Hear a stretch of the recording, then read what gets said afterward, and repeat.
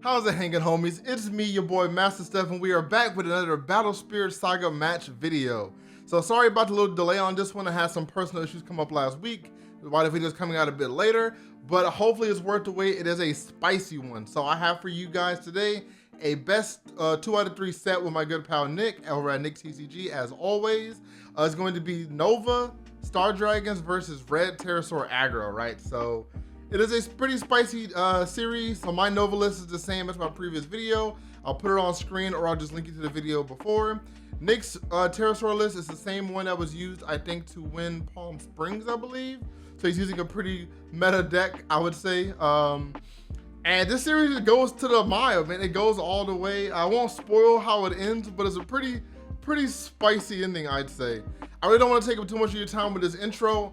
I hope you guys enjoyed the video. I am glad to be back, and I will see you guys at the end. Enjoy the matches. Later. All right, guys, here we go. Getting ready for game one of me, Nova Star Dragons, as always, versus Nick's Terrasaur Aggro. We're just rolling to see who goes first. I win the dice roll here, and I decide to go first. I don't know if I should have decided to go first, and actually, in retrospect, after playing more matches and playing against this deck more, I probably should go second. I don't think you really ever want to go first against aggro unless your game plan, for whatever reason, needs you to go first. But the problem with going first is you get less cores and they get to attack first, meaning that they can put a lot of pressure on you and you can maybe play one blocker down on your first turn.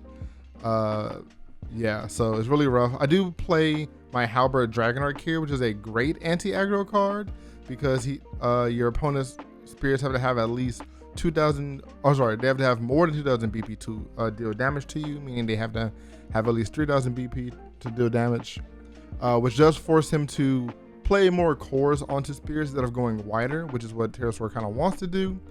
And that's kind of exactly what he ends up having to do here. He basically realizes that he won't be able to deal damage to me if he doesn't put additional cores onto his 1-drops here. So he puts cores on each, but there's another reason why I shouldn't have gone first, because I would not have to be taking this aggression this early on. I decided to go ahead and just take both attacks and just pray for the best, right? I could have blocked one, but it would have been a bad, well, it wouldn't have been a bad trade. We would have just traded evenly. Which, looking at it now, I probably should have traded evenly, but I was more afraid of him being able to spread out and go even wider, and I not have a lot of options in hand to kind of combat that. So here I make a very questionable play that I'm probably going to regret, and I only drop Netherworld Depths. My thought process was, okay, I doubt he can kill me this turn because I can block at least one thing, but I just wasn't thinking that he could play a lot of things. This was, in my defense though, this was also my very first game fighting Terrasaur Aggro, so I didn't know how fast they could go. But knowing what I know now, I definitely would not have made this play. As you see, he drops here another Over Raptidon, and he drops for free the Bearded Eagle. Such a great card. It's so strong. It can be played for 0. And yeah, he swings in.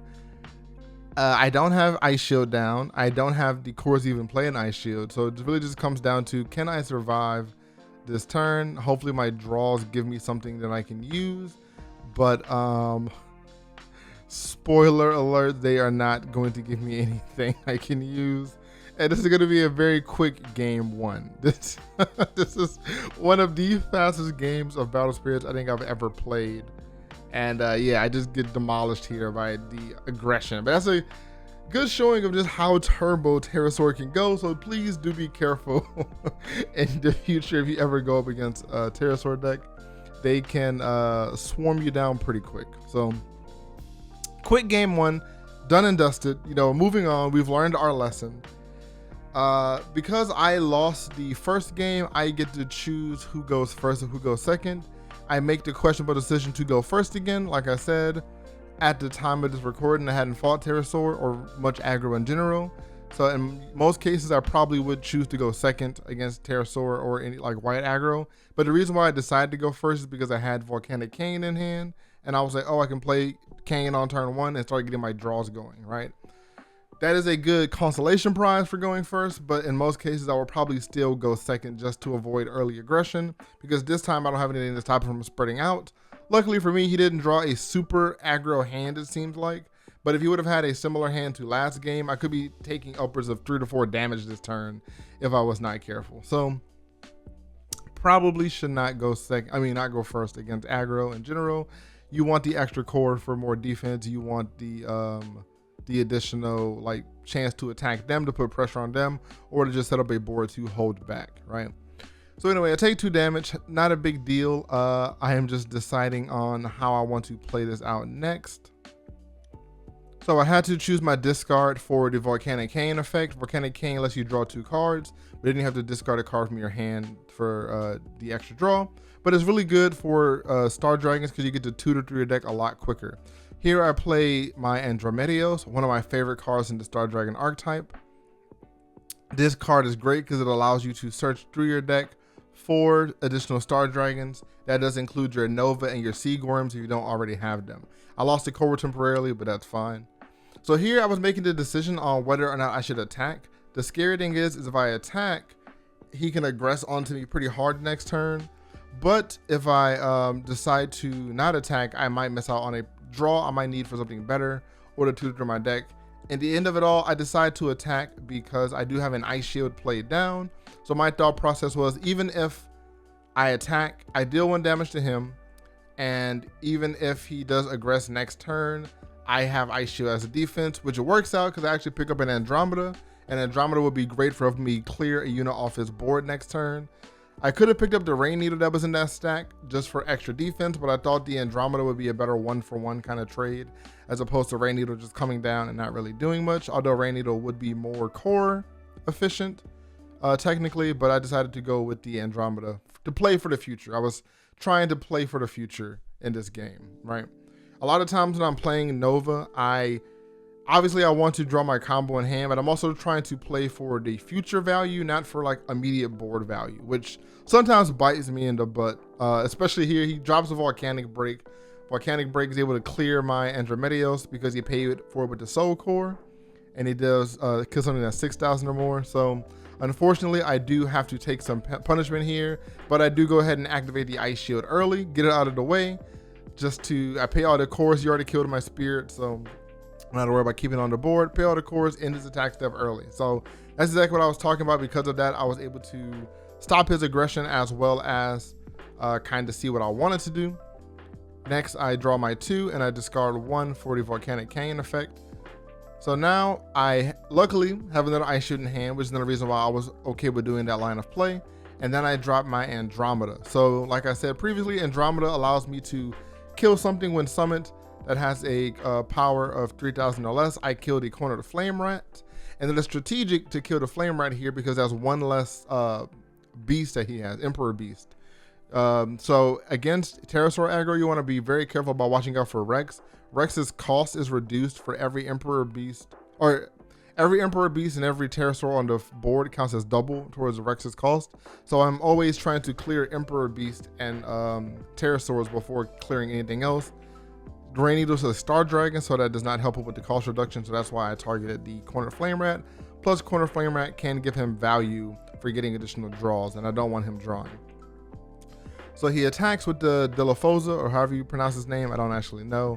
I decide to just not block it. Once again, I have an Ice Shield down, and I kind of want to get lower on life because I do think I'm sitting on potential combo in hand. And I don't mind being at 2 HP if I have Nova with Big Bang Energy in hand. I do believe I have it. I can't actually see from right here, but if I do, you will see it in a moment. So I'm deciding on what card I want to discard. I decided to discard a Nova. Yeah, so I discarded a Nova because I was already sitting on 3 Novas in hand. You don't need that many Novas in your hand. We play out a Rain Needle for 1 cost, and then we go ahead and go into the combo. Yep, we go ahead and play Big Bang Energy. So because I play it and I'm at 2 HP, all of my Star Dragons for the rest of the turn only cost 2. So I play Seagworm for 0 because he costs 2, but I have 2 reduction because of all of these red spirits on board. Then I go ahead and play my Super Nova Seagworm Nova. I do go ahead and use the Ascend effect. If you don't know how it works, I explained the last video. But whenever you summon Nova, you have to pay as an additional cost a 6-cost spirit that's on your board as an additional cost. And if that 6-cost spirit is a Siegworm or has Siegworm in the name, you can then send your soul core to the void and then take 5 cores from the void to heal until you have 5 HP. So I'd use that to get myself back into this game. Not only does it get me back into the game, but now I can use Nova's incredibly powerful attack effect, which allows me to clear 10,000 BP worth of spirits off of the board during his attack swing. So here I could kill the 2 smaller guys and leave the Dilophosa on board since the Dilophosa can't block. But once again, I'm trying to future proof. I don't feel like I'm out of the woods yet in this matchup. So instead of killing the 2 smaller guys, which in retrospect, I probably should have, I decided to kill the Dilophosa just because it is not only an Emperor Beast, but it is also a very large attacker that can make my blocking turns more awkward, right? So now if I need to defend, it might be a less awkward block, especially if he doesn't have Rex on board. So he decides to go ahead and stop my attack with his own Ice Shield, and then I have to pass turn on to that. So now he has 2 standing guys, but I have 2 guys that are able to block somewhat favorably, and I feel pretty confident going into this, especially since I'm back at 5 HP with an Ice Shield down. That is the biggest thing. And one kind of tip I give when playing Nova is always sit on your Ice Shields for as long as possible, because if you can wait to play an Ice Shield until after you heal, the value of them goes up dramatically, right? Playing an Ice Shield before you heal is kind of like null and void, because once you heal, you don't really you've kind of lost some of the value from it, right? Especially if you end up having to play an Ice Shield, burst specifically, you end up having to play an Ice Shield, and then you have to big bang energy the next turn or something. You've lost out on potential value from that Ice Shield, right? So I always try to hold it until moments like this. He swings out with his entire board because he knows I'm going to clear with my Nova swing anyway. So I decide to just take the attacks because I wasn't afraid of dying, and even if I was, I have an Ice Shield down. I played Charge Draw to draw into some more attackers just to go wide enough just to make sure I can get lethal this turn, or if not get lethal, at least have a built enough board for my next turn in case he has an Ice Shield down and he's able to survive my turn. Regardless, I will be clearing a majority, if not all, of his board with my Nova attack. And right now I'm just deciding on what I want to play. Okay, so that's what we do. So I decide to once again plan for the future. I decided to play Netherworld Depths. The reason why I play Netherworld Depths here is because if he survives this turn, if he wants to get back into the game, he has to aggress against me, and I can draw off of his attacks. I'm perfectly fine with blocking, taking an attack, and then activating my Ice Shield, but that means I got 2 draws out of those attacks minimum, right? So my thought process was he can't kill me off of 1 swing. I have an Ice Shield down, and I'll get a lot of cards out of this. So to me, it was the safest time to play it, especially because he's currently sitting on 1 card in hand. So because of the 1 card he has in his hand, I'm able to safely kind of, draw back into the game. So speaking of which, he attacks. I'm able to get my draw off Netherworld Depths, and just like I said, I blocked his first big attack just so I don't put myself down to 1 HP. Once again, he has to swing again. He's trying to aggress in. I once again take the attack. And here I don't even activate the Ice Shield just because it's not worth it for me to kill off a spirit to activate it. So I just let it rock. Plus he couldn't attack me anymore anyway, and I'm pretty confident I just win this turn since he has no cards in hand, or maybe 1 card in hand, no burst on the field, and at the very least, even if he does get a chance to attack next turn, he's only going to be able to get 1 attack through unless he gets some crazy draw, right? So I go super wide here just to make sure that he cannot get any attacks through, and I'm pretty sure that is going to be it for game. Yep, that's game number 2. All right, here we go into the 3rd and final game of this series, and probably my favorite match of the series. It's a very, very tight match. So game 1 in the series was kind of a smoke.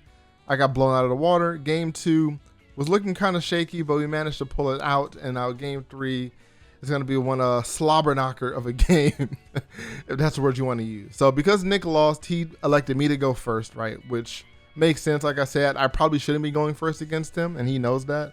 So he made me go first since he lost the previous match, which is great for him. Luckily, again, I draw into a Halberd Dragon Arc, which does slow down his aggression a little bit, but he opens up on me just like he did in game 1 with the Oviraptidon and this Rain Needle. And I'm just like, God damn it, dude. Is it going to be a repeat of game 1? Am I going to get smoked in 5 minutes again? Oh, man. So, but here we are. He goes ahead and attacks it with the Rain Needle. Of course, I'm going to take it. I make the same mistake I made the first game where I'm like, I want the course and I don't want to lose Halberd Dragonarch just in case it does slow him down. So I decide to just take both attacks. Luckily, I do draw into an Ice Shield, so that does kind of protect me. And I'm able to play this Andromeda to kill off the Oviraptidon from his board, thinning out his board. But now I have 2 blockers and an Ice Shield, so I feel a bit more safe this game. Once again, I killed the Oviraptidon as well instead of the Rain Needle because that's 1 less Terrasaur or Emperor Beast for his Rex later in the game. So I'm always trying to kill those off if I have a chance.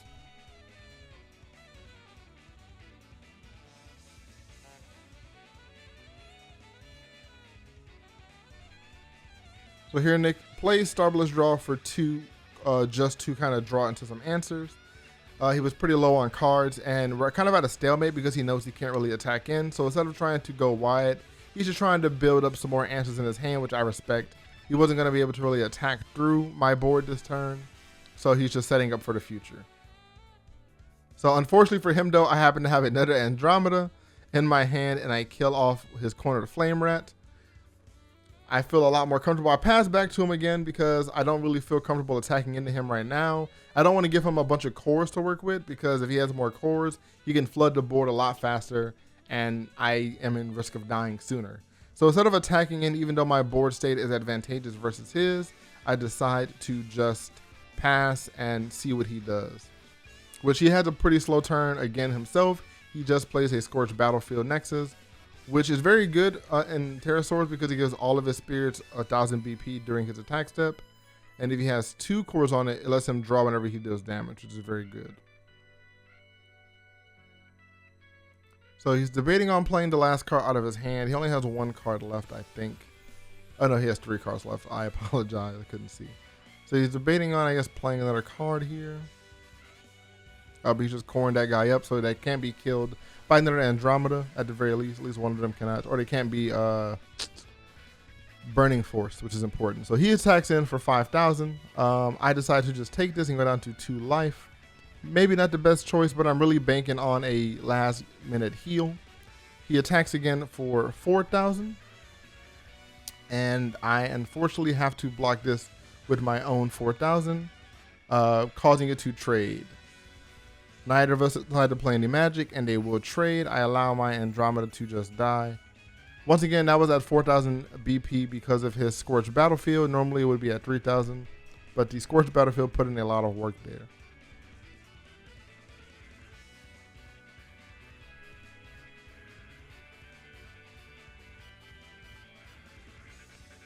So I drop out a Nebula Dragon. So I played this card here to put a bit of pressure on Nick. So right now I'm at 2 HP. I need to start dealing some kind of damage to him just so I don't get super outvalued.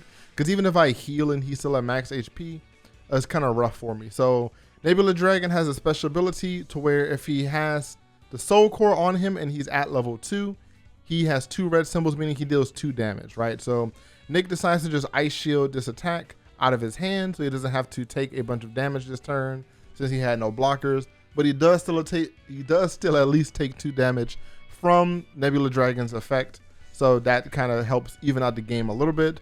But then he just starts ratting out, man. He just drops these Corner Flame Rats out of nowhere. Got the Rat Pack on the board, and yeah, it's a little bit concerning. Only 1 card left in his hand, but I am not super high on cards myself. I do have the 1 Ice Shield down, but you know, obviously, if I use it, that's all I have, and I have to find an answer, right? So he swings in with this Rain Needle for 4,000 because of that Nexus in the back. And I don't really have any good trade, so I'm debating if I want to block or just take the attack and Ice Shield now. Another really annoying thing about this is I'm pretty sure I had Burning Force in my hand, but I can't play it during his combat phase because the Scorched Battlefield makes everything above the 3,000 BP range, meaning that it's kind of a dead card in my hand unless I play it on my turn, which kind of sucks. It's like the one thing you'd want to use in the matchup to kill off his spirits so you don't have to block them all down. But he found a way to get around it anyway, right? Which is unfortunate for me. So I do end up taking the attack. I do activate my ice shield to go back to 2 HP, but because the cornered flame rat's attack hit, he does get to draw a card because it was level 2. So now I'm in a mode where it's all or nothing, now or never. If I don't really find a good answer here, I'm kind of screwed. I'm praying for like an ice shield or some kind of, some kind of combo. I think I do have a Nova in hand, but I'm missing the Seagworm, so I don't get the heal. So yeah, like I said, I did have the Burning Force, so I go ahead and Burning Force both of his Flame Rats, hopefully hoping to stall here, right? So my logic at this point, he has 2 cards left in hand. He's going to draw another card on his next turn. So even if he plays 3 spirits down on his next turn, I can't die, barring some very specific interaction. But I'm like, if he draws into something, I can't die. So that's why I be a little greedy here, and I drop the Netherworld Depths again, right? Because even if he attacks 3 times, I have 2 blockers, which means I can only take 1 damage unless he has his own Nebula Dragon or something crazy like that. And so yeah, so I'm able to drop this Netherworld Depths and hope and pray it helps me draw into an answer as he eventually tries to attack me down and kill me, right? Because he obviously, if he can, wants to kill me this turn. He does not want me to get into my Nova effect. So he goes ahead and drops down a Dino Man. He drops down this Dilophosa, or however you pronounce it. I will learn his name eventually. And he's able to play Rex. So Rex has the ability where for every Emperor Beast or Terrasaur on the board, he counts him as double reduction. So with the Nexus, he has 5 reduction costs. I mean, he only costs 3 to play. And then if you only have Terrasaur's Emperor Beast on the board, he counts as level 3. And so Dilophosa and Dino Man both count as Emperor Beast. So he gets automatic level 3, meaning that when he attacks, he gives plus 3,000 to all of the spirits on the board, including himself, and he has Confront. So I am now forced to block him, and he buffs the rest of his board by 3,000 with an additional 1,000 because of the Scorched Battlefield. So now I have to block these giant attacks. I am drawing, like I said, because every time he attacks, I do get to draw from my Netherworld Depths, and I'm just hoping and praying I draw to an answer, but right now it's not looking like it's going to happen. I end up having to go down to 1 HP, meaning I'm forced to block this last attack, and he gets to draw because he does have the 2 cores on his Scorched Battlefield, so because he did damage, he got to draw. So I end up having to block this Dino Man, but I am weaker, so I will die. So now I am defenseless, no ice shield, 1 HP. I literally have to draw an answer of some kind. I thought about playing a burst here to try to keep, not a burst, a flash here to try to keep him alive, but I thought it wasn't really worth it, right? I literally have to do something this turn or I die, right? So if I had the combo immediately, I would play it, but as you can see from my hand, from the little glimpse, I don't have the combo in hand at the moment. So I'm counting out my cores, trying to ration out and figure out what exactly I can do to keep myself alive in this game, if there's any path to victory at all. So I go ahead and play this Rain Needle down, just to get a little bit of reduction on the board. And after playing a Rain Needle, I play Big Bang Energy. So now all of my Star Dragons only cost 1, and because I have Rain Needle down, they cost 0. So I play Andromeda. I use Andromeda's effect. I feel like it's not worth killing the Nexus with Andromeda's effect, so I go ahead and target Dino Man, since he is the only thing that would be in range of the effect. So then we spend 2 cores to play a charge draw, and I get extremely lucky. Call it a Yu-Gi-Oh moment, call it the heart of the cards, call it whatever you want to call it. I top deck into a Nova, and because of the Big Bang Energy effect, the cost reduction persisted for my entire hand throughout the entire turn.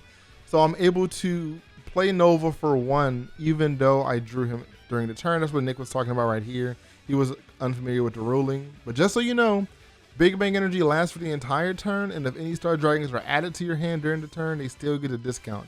The reason why is the hand is private information, and your opponent has no way of knowing if they were there or not beforehand, so they decide to just let it count for the entirety of the turn for any cards that are added to your hand. So keep that in mind. Your Novas, if you top deck them after playing Big Bang Energy, will still cost whatever your life was. And even after you heal, your Star Dragon still count as the same as what your life was before, because it's not a how much your life is currently, is how much your life was when you played the card. So those are two important rulings to know when playing Nova. So now that I'm able to do that, I'm able to get back into the game. I'm able to attack with Nova, use his effect to kill only Rex, because Rex is at exactly 10,000 BP. He goes ahead and plays his Ice Shield to stop my attack. But now I'm feeling a lot more comfortable. Even though I don't have an Ice Shield down myself, I'm back at 5 HP and I have 2 blockers. And I think Nick realizes that, and he just goes ahead and concedes because he realizes that there's nothing he can really do. So GG to my good pal Nick. All right, and that's gonna be it for this video. I told you that ending was pretty spicy, right? That ending, I couldn't have asked for a more harder to cards Yu-Gi-Oh moment if I prayed, right? So unfortunately to Nick, that's just how the cookie crumbles sometimes, but he's a good sport and it's always fun playing against him. Anyway, with that being said, it's gonna wrap up today's video. If you made it all the way to the end, thank you so much for making it this far.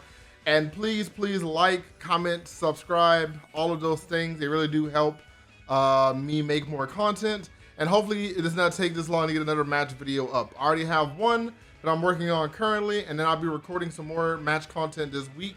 But with that being said, let me know what other decks you want to see me try. I'm going to give Nova a break for a bit, although I do like the deck a lot. I want to try and experiment with some different types of decks. So I'm going to try some Luster, maybe some Fabled Beast, maybe Purple or something, right? Maybe Terrasaur myself. We'll see. Anyway, so if you have any suggestions and if I have the cards, I'll make them. And if not, then thanks for sticking around and watching the videos. I won't ramble because I can ramble on forever. With that being said, I really do appreciate you guys watching, subscribing. I can't believe we already passed 100 subscribers. It's kind of crazy to me, man. But yeah. Anyway, I'll catch you guys next time. I'm tired. I'm gonna go grab some food. I hope you guys enjoy the content, and I will see you in the next video. Peace out.